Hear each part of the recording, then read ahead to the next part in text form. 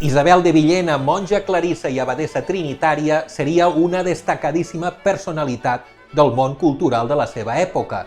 Nascuda a València, Cap i Casal, l'any 1430, seria la primera escriptora en llengua catalana que aconseguiria publicar la seva obra.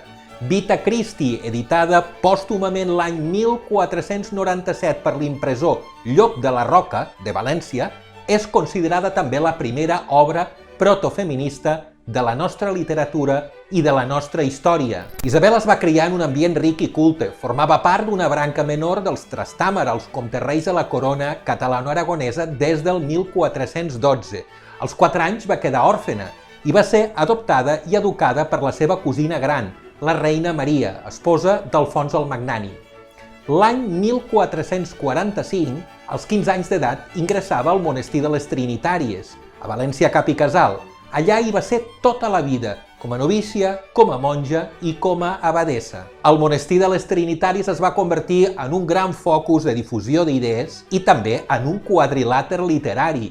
Hi van coincidir Jaume Roig, el metge de la comunitat religiosa, que va ser l'autor de l'Espill, o Llibre de les Dones, l'obra més misògina de la literatura del segle d'or valencià. I Isabel de Villena, que a Vita Christi, la vida de Jesucrist, eleva a les dones, la Mare de Déu, Maria Magdalena, a la categoria de veritables protagonistes de la seva obra. L'obra d'Isabel de Villena és la plasmació de la seva ideologia. No tan sols sublima les virtuts femenines, sinó que desmunta els arguments dels misògins. Si els misògins afirmen que la dona és voluble, Isabel fa volubles els homes i fermes les dones. Si els misògins relacionen la dona amb el dimoni, Isabel aporta una llista de dones honestes.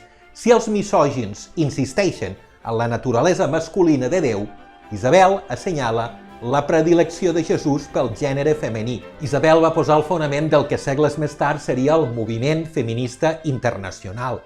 La seva obra seria apreciada per les dones més formades intel·lectualment de la seva època.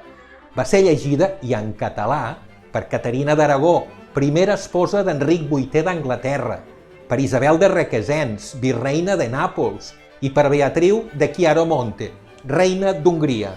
I va ser molt celebrada per Joan Lluís Vives, figura senyera de l'humanisme europeu.